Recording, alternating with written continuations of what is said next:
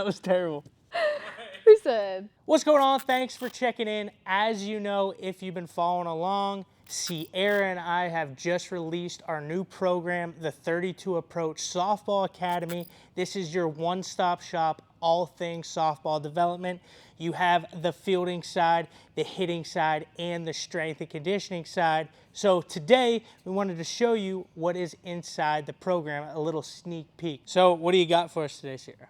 Today, I'm going to show you my 5 favorite hitting drills from the 32 Approach Softball Academy. Let's get it. I know that there are a ton of drills out there, but more is not always best. I'm going to show you exactly what I did from travel ball to Michigan to pro that really stuck with me and I felt helped my swing and helped me become one of the greatest of all time. So there's going to be no sugarcoating it. It's exactly what I like to do. I do this on the regular and I'm giving it to you. For my first drill, I'm going to do single arms. It's going to be the front arm, the back arm. Today I'm using the Rawlings Big Stick one-hand bat just so I can control it a little bit more. If you don't have the mini bat, you can just take your softball bat and go up on the grip so you can have a little bit more control. The big focus here is going to be keeping my hand path inside the ball, trying to hit the inner half of the ball, hit everything middle to opposite field.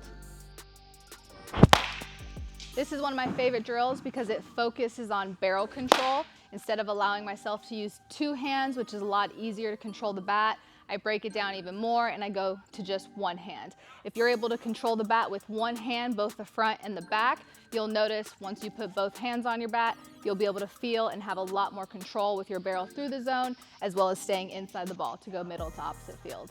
For this next drill, we're going to be doing the Flamingo Drill. The big focus here, have all the weight in this back leg, really activate your core and balance. I'm going to have most of the weight on this back leg, balancing single leg. As the pitch is thrown to me, I will stride out, get to my toe touch, and swing through the ball. The big thing here is 1, timing, but feeling yourself really driving behind the softball and not drifting forward. So think of this as I'm balanced, I land, and I'm driving through the ball. The reason why I like this drill is because I can really feel my power going from back to then forward instead of just spinning off the ball or allowing myself to just fall forward and have a weak front side.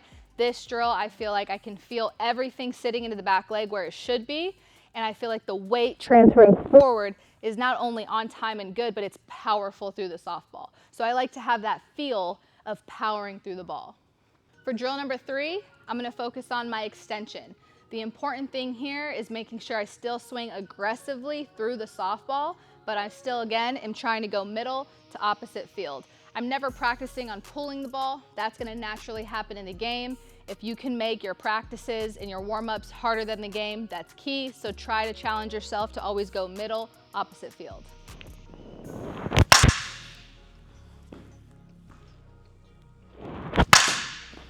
One of the big things you'll notice is right now I'm not using my legs. I just have them in a good stacked position and I'm going through the softball and holding.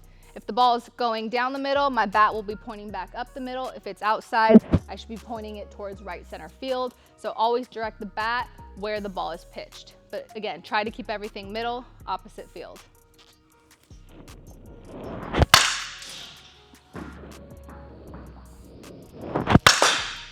And the reason why I like this drill specifically is because it allows you to make more mistakes at the plate.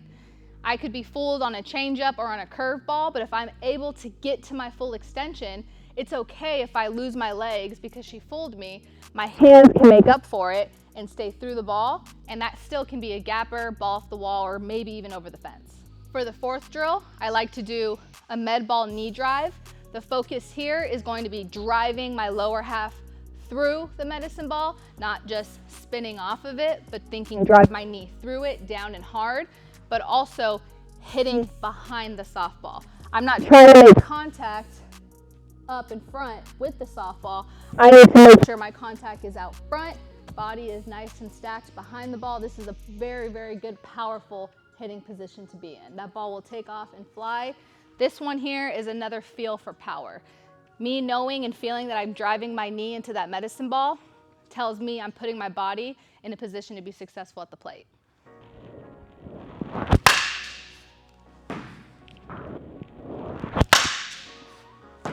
The reason why that's one of my favorite drills is because, again, I'm a big feel hitter. I need to feel what I'm doing correctly or incorrectly.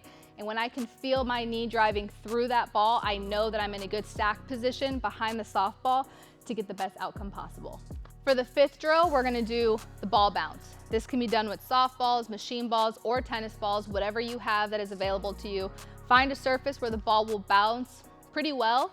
Notice that different grounds are gonna call for a different bounce. With tennis balls, they might kind of pause a little bit more and come off more like change-ups, or if the person throwing to you bounces it really high, think of it again as an off-speed pitch, sit in your legs, and then react. The reason why I wanna focus on this drill is because off-speed is big in the game right now. Pitchers are going to it to get a lot of hitters out, so you need to be able to stay stacked in your legs, even if you're fooled, but even if you're on time. You have to be powerful on the inside half of your legs so you can let the ball travel to wherever it needs to be depending on the spin and the speed, and then you can react from there. But staying stacked is gonna be the big cue.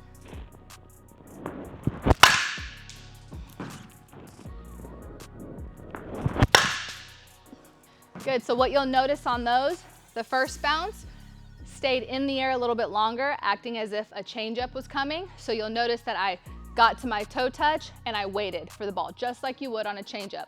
The second one he threw bounced and reacted a little bit faster. So when I got my toe touch down, I had to react quicker than I did on the changeup. So this is gonna be a good time for you to practice different velocities and when to react. All right, so those were my 5 favorite drills, but if you want more, check out the 32 Approach Softball Academy. Sometimes it's not always about the drills, but the structure behind it, the training, the programming, making sure you have a plan every single day so you can attack it and come out better and on top. So if you guys want more drills, more information, subscribe to the 32 Approach Softball Academy. Make sure you check out the link in the description below. Game rewards the grind. It knows how much you've invested.